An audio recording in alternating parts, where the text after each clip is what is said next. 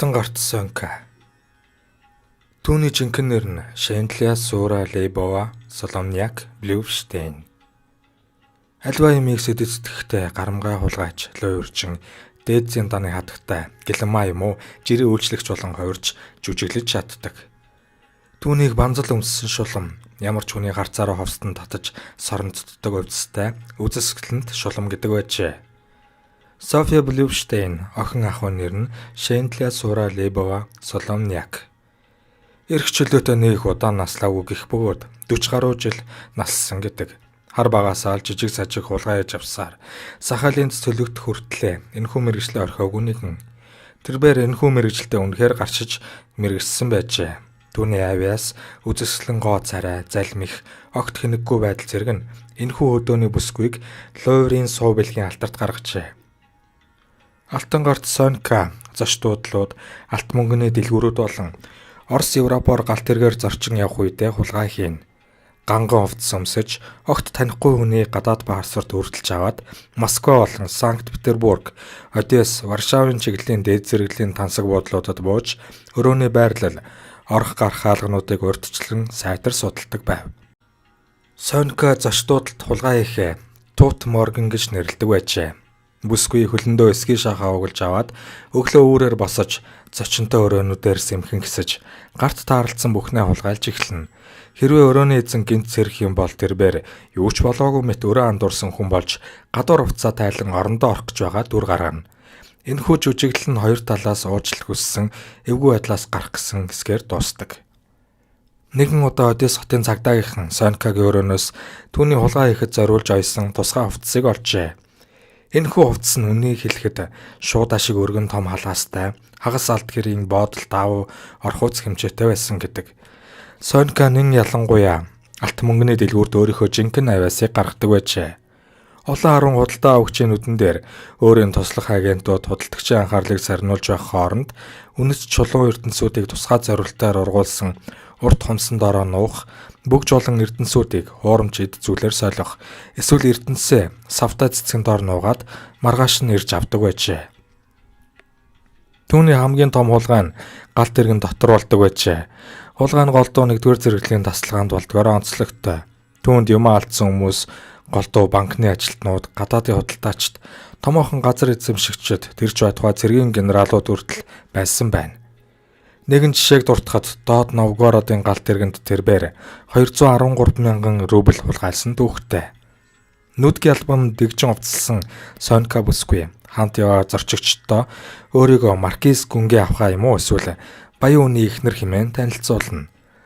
Нэг өрөөний хүмүүсээ өөртөө татсны дараа элдв дэмий балаа сулаар өрнүүлэн инээж ханаан хизээ унтахыг нь хүлээнэ. Гэвч түүний иймэрхүү хөнгөмсөг аашцан татагдсан ирчүүд унтаж өгөхгүй эргүүлэх санаа гаргаж эхэлмэгц хүүхэн өөр арга хэрэглэж тусгай бодис шингээс нойр хүрэгдэг үнэртээ ус гарган шүрших. Эсвэл дарс юм уу тамхинд нь хар тамхи холих. Хлороформтой шил тавих зэрэг аргуудыг хэрэглэнэ. Мань бүсгүй Сибирийн нэгэн баярээс 300 мянган рубль гулгуулж орхисон нь тэр үедээ маш их хэмжээний мөнгөнд тооцогдож байжээ. Сонька доод Новгород хотын худалдааны ярмагт байнга очих дуртай боловч үе үеийнхэн Европ руу явж Парис, Ницца орох юм уу, голдуу Герман, Австри, Унгарт очиж Вена, Будапешт, Лейпциг, Берлинд үнэтэй тансаг өрөөнүүд хөлсөлдөг байжээ. Сонька тэмч царайлаг байгаагүй бололтой. Намхавтар нуруутай, гуайлаг биетэй, нүр царайны төрх нь муу гэж хэлэхэргүй.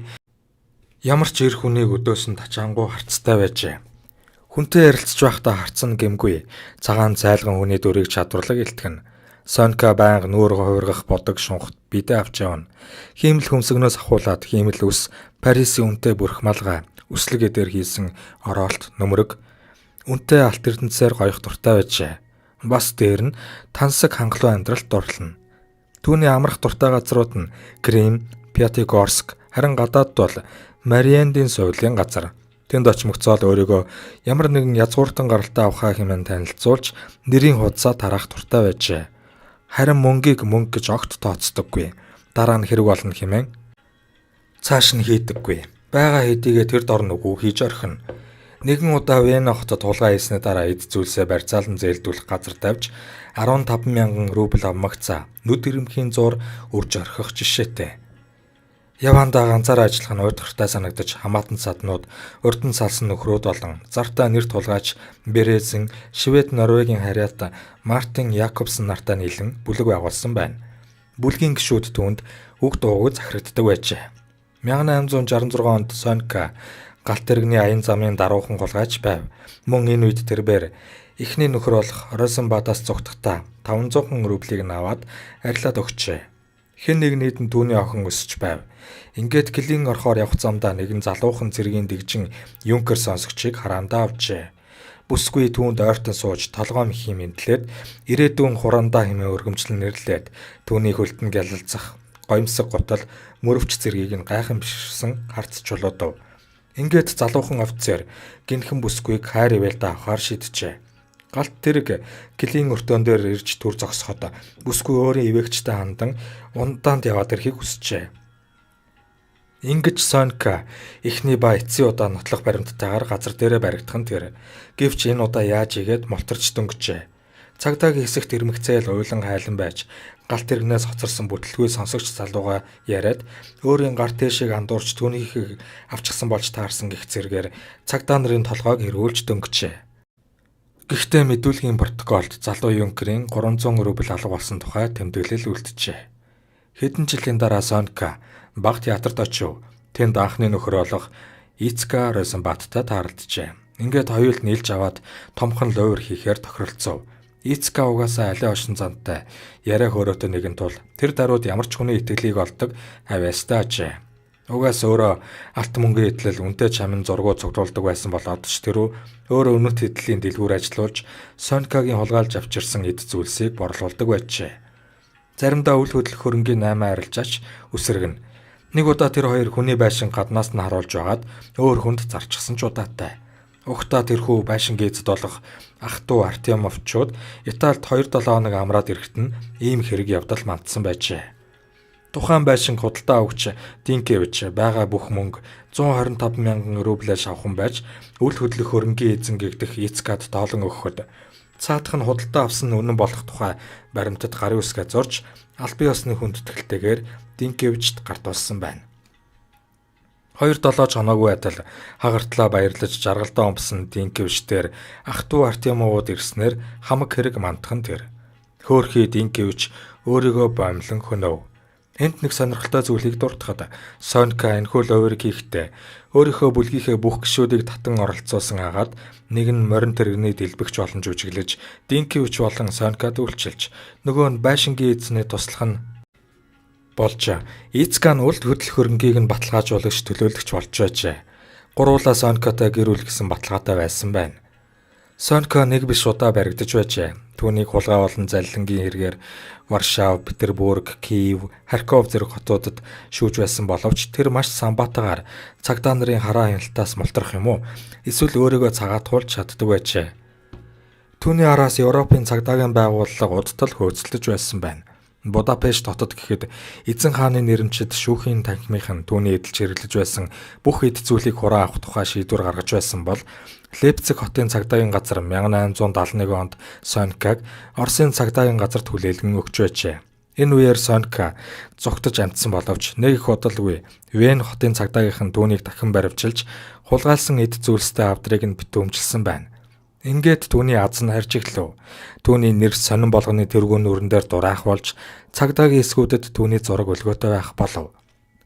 Сонькач олон хүний дунд байхын төвөгтэй болж ганц нэг хүнийг аргалж гар зайлах нь энэ үхэнд болж иржээ. Түүний од хиймэртэй үе нь Европ байсан бол харин түүний аз гисэн хайр дурлалын хот нь Одесс байсан юм. Вольф Бомбер буюу Владимир Кочубчик очоод 26 настай мэргэжлийн хулгайч дээрэмчин залуу Сонькагийн зүрхэнд нь орсон нэгэн байж. Манер хүүхнээс үе үеийнхэн их хэмжээний мөнгө нэгтэг байсан тул Сонька амь дүүн байж хэдэн бор юм олж өгөхөөс гадна бүр сүлдээ шунлын донтой болж хавь ойрын хүмүүстэй уур уцаараа гаргах төрч болтугай халаасны жижиг сажиг хулгай хийхээс зийхгүй нэгэн болоод байжээ.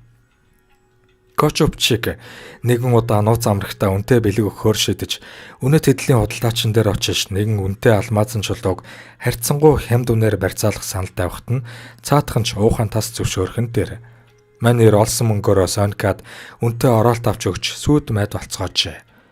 Маргааш нь залуулаа урчин өнөө худалдаачин дээр буцан очиж үнэт чулууч нь миний сүйд бүсгүй таалагдахгүй байна. 8 буцъя гэж хэлэв.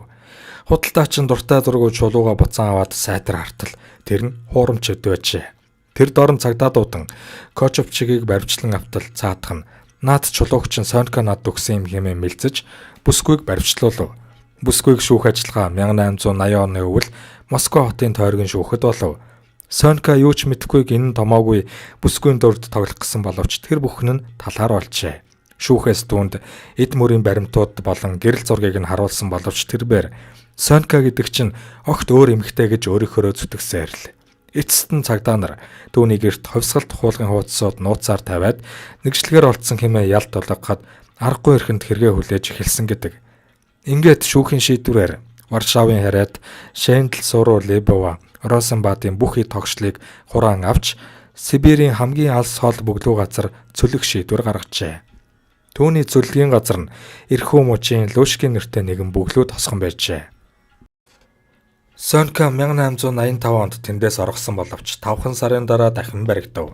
Сибирийн цөллөгөөс оргосон хэмээн үзэж түүнийг 40 удаа ташуураар занжиж чанга тэглэмтэй газар 3 жил хүнд ажил хийлгэхээр яллав. Сонька шоронд байхдаа гараа хумхиа цууя гэж бодсонгүй. Шоронгийн хянагч ахлах офицер Михайловыг өөртөө ухаангүй дурлуулж дөнгөн түүгээр энгийн хувцас авчруулан дахиад оргов. Гэвч түүний наранд байх хугацаа 4 сараас илүү хэтрээгүй лээ. Дахиад л баривчлагдсан Доод Новгородын чанга тэглэмтэй гянданд хоригдов. Харин энэ удаа түүнийг алс холын сахалын цөлгөөр шийдвэрлэжээ.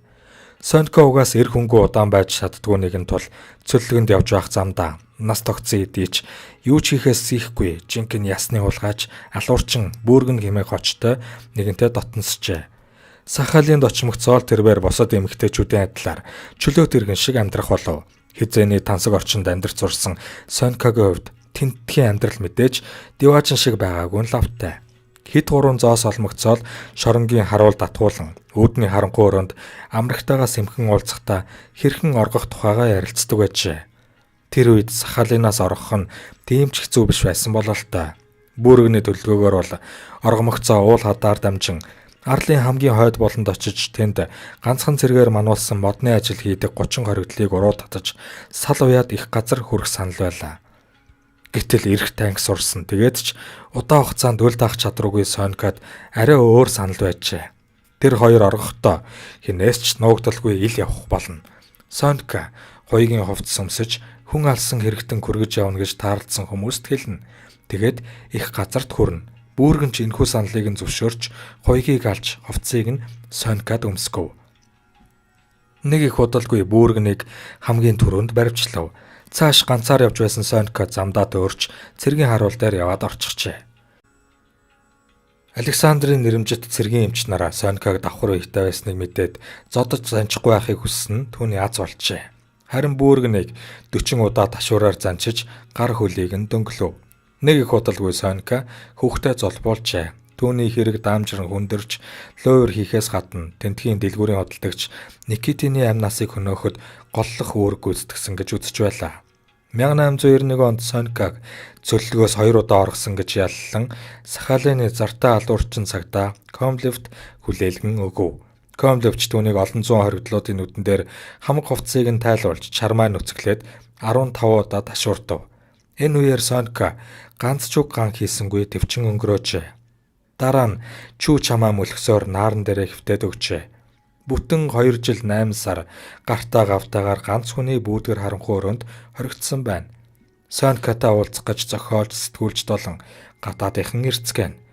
Оросын алдарт зохиолч Чехов хүртэл түүнтэй ирж уулзсан Сахалин нэртэй зохиолоо бичсэн юм.